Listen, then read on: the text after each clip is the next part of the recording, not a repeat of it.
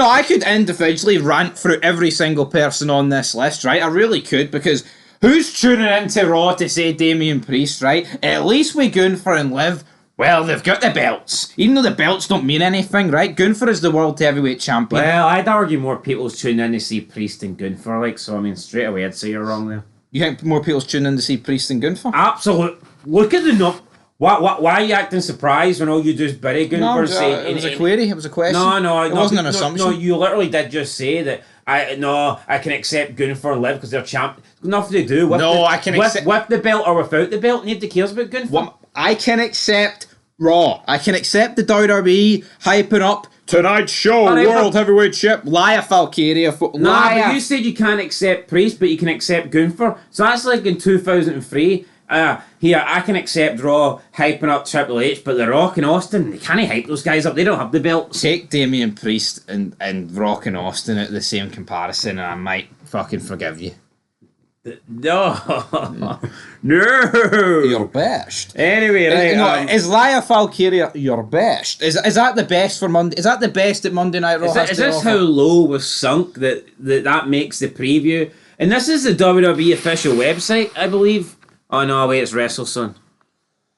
WrestleSoon WWE, right? I don't give two monkeys shits who it is. Obviously, if Big Nose Triple H, right, was on the keyboard and he was typing out Lia Valkyria with each nostril, then maybe it would have a wee bit more weight to it. But how about this for weight? This is a big pile of shite. Name me one person. Yeah, I know, but you've just debunked the whole thing. I mean, that's like us doing a Raw preview and we put in anybody we want. It's not like WWE's promoting Lia Valkyria.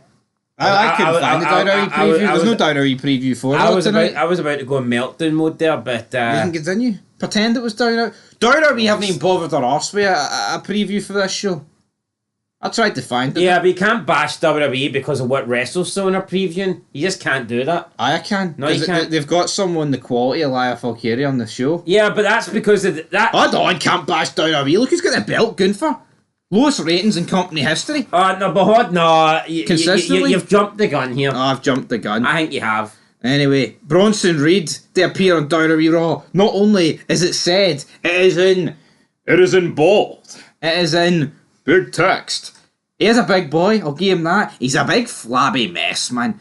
See this guy. It's an absolute mess. See his gut. It's not even like a beer belly. It is just pure and utter flab. We were watching Lockdown 2006. See during the match, Abiz's gut popped out. But does Abiz look like a fat guy that sits on the couch, or does Abiz look like a guy that would kill you?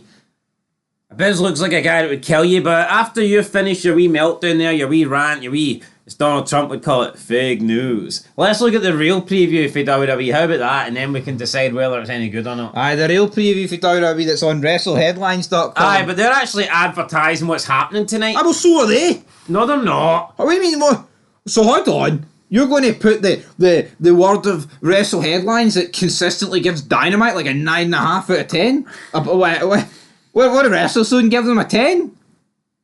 Nah, I think you need to take that back, man. Let's be honest. See, unless it's Fog Wrestling, everyone's fucking talking pish on the internet. What are you talking? Why are you taking WrestleHeadlines as gospel here?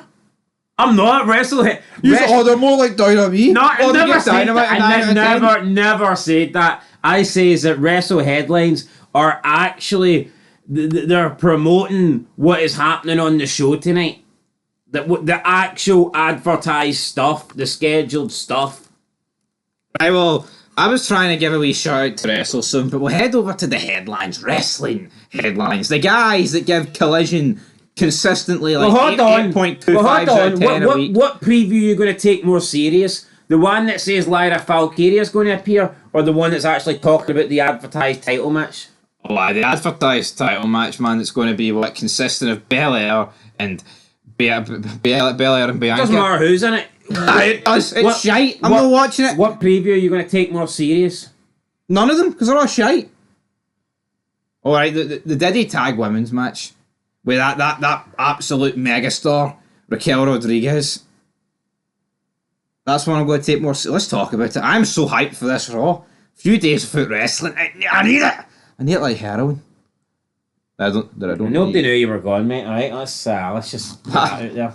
Did they not? No. I thought there was a big drop off in quality. Like once I leave, tends to be the case. Anyway, let's talk about the Raw preview. It's a good show. Who am I kidding?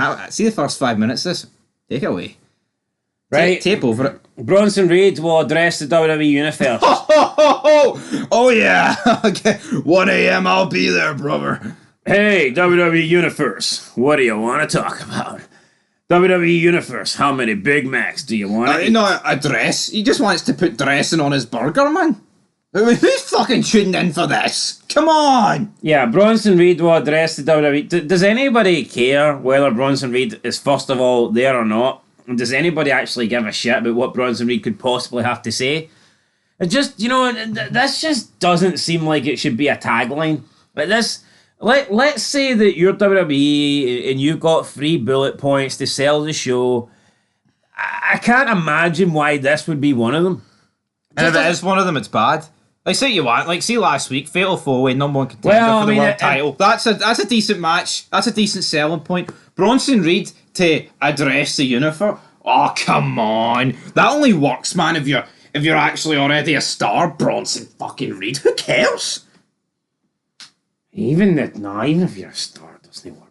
Well, not in this day and age, it does. If this is The Rock is to address his recent actions to the WWE Universe, I tell you what, we're more likely to tune in tonight over Bronson Reed. That's if he's turned heel or something and he's done something that needs to be addressed. What's Bronson Reed did? Absolutely nothing. He cost Seth Rollins. Well, that's not nothing, mate. That's big time news. That's as good as Raw gets. A Fatal 4-Way #1 contendership match. Oh, he's going to come out and he's going. Why did you cost Seth Rollins? Because we're in a feud. There you go. I've spoiled it, guys. I've spoiled it. You don't need to watch Raw tonight.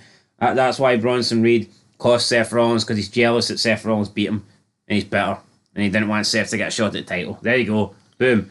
Spoiler. Damian Priest and Gunther come face to face. Yeah, yeah. I mean, we've already seen them face to face multiple times. Last week. This is just something you can't really promote. And if you were going to promote someone coming face to face, you would have to do it between 2 like megastars to make it worthwhile. But even then, it's like see when Rock and Austin were going to come face to face, they never promoted that. They promoted Rock concert, and then Rock and Austin ended up coming face to face. Why are we promoting Priest and Gunther a face-to-face like this is a legitimate face-off for like the biggest fight in the past 25 years? Why are we supposed to pretend that these two guys, a transitional champion in Damian Priest versus a guy that I hope's a transitional champion in Gunther? Why are we pretending that this face-to-face means something? Because they've got nothing else on the show. I mean, what else could they hype this up as? You're right. But, you mentioned the Rock musical, right? And Austin will attack and whatever. But what Concert, whatever. Musical makes it sound like Disney or something. It does sound a wee bit gay, that. But anyway, what could Easy, big fella. Easy Gunther. Because what could Gunther possibly do on this show that's like... he doesn't have any charismatic values. Oh, he said Goldberg in front of Bret Hart. Wait, is that what we're hanging on to? Oh, he brought up a 25-year-old feud. Alright, yes, very relevant in Bret Hart's head, but I mean, everyone else's is done. Well, that's what we're getting. No, but what's going to happen tonight? If you've not noticed, though, see if Gunther doesn't have like a match on Raw, he has like a 2-second segment backstage where he talks about his ability in the nipples. Gunther just can't come out and captivate a crowd with a 10-minute promo. Some guys can, some guys can't, and this guy cannot. Right, well, let's just move on, because I couldn't care about Gunther. Finally, Jade Cargill and Bianca Belair team up to take on Liv Morgan and Raquel Rodriguez for the WWE Women's Tag Team titles. And, I mean, these titles seem to get defended all the time, and they don't mean shit, honestly. Don't care who wins, don't care who loses. And that's your 3 talking points. That is your big 3 main points for tonight's Raw. Bronson Reed will address the universe. Priest and Gunther will come face to face, and Jade Cargill and Bianca Belair will take on Liv Morgan and Raquel Rodriguez. And people wonder why we're negative about wrestling. This is what you've got to get you hyped. This is what you've got to get you looking forward to a show. I mean, I'd rather no preview, because at least if I didn't see this, I could just imagine or at least hope that something better is going to happen. How can this be a preview for a show? How can you try and promote a show possibly get a couple more viewers. You know, you're trying to get as many people to watch as possible. You stick a preview, and you've got this. I mean, it's like when television shows put out promos for the next episode. Like, they try and put as many good things in the promo as possible to get you going, oh, that looks good, I need to tune in and see that, or a movie trailer. This is essentially WWE's attempt at a trailer for the Monday Night Raw. And it's garbage, man. Bronson Reed. I couldn't think of one thing you could say about Bronson Reed that would make me want to tune in. But him addressing the universe, he's going to talk to the crowd, and what's he going to fucking say? I'm a big fat bastard for Australia. But see, what is this? No, but what's he going to say? Is this a false sense of security for WWE? You know, they're making a lot of money. You know, they're doing a lot of big arenas, whatever. They're travelling Europe. Does Triple H genuinely think that things are great and therefore they don't need the advertise? But see under McMahon, see when the ratings went poor or they did really, he did something. He always did, right? Why is there like a lack of, like, look at the advertising for this show. It's not like the ratings are like the best they've ever been. It's like, well, you know what, we don't even need to put effort into the previews and the shows because the ratings were drawn. The ratings are as bad as they'll ever be. If we thought that he was going to react, it would have happened by now. The only time you get like decent, the only time they put a wee bit of effort into these shows is the season premieres. Or around Mania time, Mania season. Yeah, exactly. Like you seen with the SmackDown that when it returned to the US, they clearly tried. Same with like the first episode on Fox, but again that was more McMahon. You look at Triple H, like the season premieres, man. It's pathetic. Oh, the start of September. Oh, that's the season premiere start. The ratings are down the toilet, and it just seems to be there's no like ploy to do anything. The same people that have killed the ratings over the past couple of months and years, they get rewarded with constant TV time. I mean, some people will check out the preview and decide whether it's worth sitting up watching. Like, yo, I don't know how anyone's looking at this preview and going, oh, I need to see Raw tonight. Wow, Bronson Reed's going to be there. I need to see it. Yo, but look at the state of this, right? Because a sea of these women that are on NXT are the megastars that they're made out to be, right? I would turn it upside down. I would call them all up the night. And see, like, your Natalias and the other people on the main roster that are approaching 40, send them down to NXT. Switch things up. See Joe Hendry. See, as soon as he came in, he was red hot. Straight to the main roster. Same with, like, Trick Williams. His stock has died, but then you get Trick Williams up, and the same thing might happen to him that happens to Carmelo Hayes. Everything is so stale. It's like, see when someone's actually hot in wrestling these days, they sizzle out immediately. To me, I think the biggest case of that is LA Knight. Yep.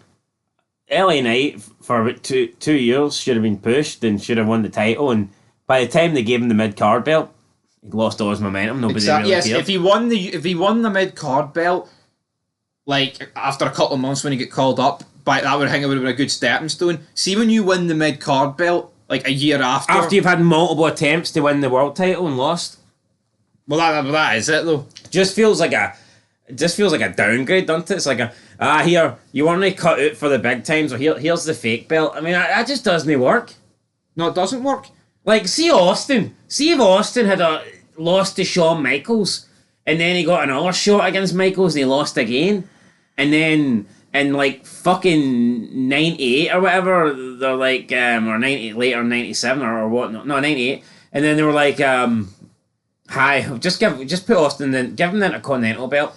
After a year of having beat D'Lo Brown, sure, over the edge or something. Would that? Do you think that would have got Austin? No, doesn't work. But that's what I don't get. It's not like we're bitching and complaining about these guys and the ratings are good and it's like, oh, well, you know what? It makes a bit of sense why these guys are constantly hogging belts and he's getting that TV time. The ratings are absolutely abysmal. Yeah, but you know what? I don't give a fuck, to be honest. I mean, I'll be selfish. I'd take the ratings being shite if I enjoyed the show.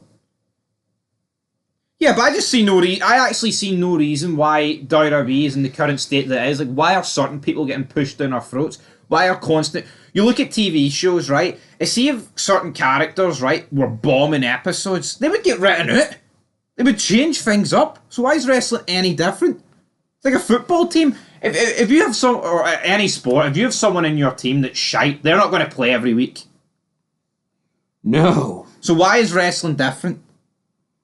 You see, if someone is it's the same, but like, see, AEW, Well, let's be honest, man. If Raw didn't show anybody who wasn't good, there'd only be about 3 people on Raw. Yeah, I know, but we do the quarters, man. You look like the women, like Pure Fusion Collective, they kill it.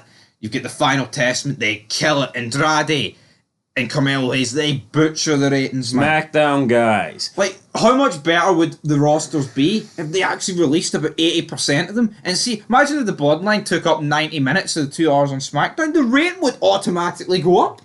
I think that's too much, though. But I think they should get more. Anyway, look, let's just end it here, guys. Let us know down below. Does this preview excite you? Bronson Reed to address the universe. Preview excited you?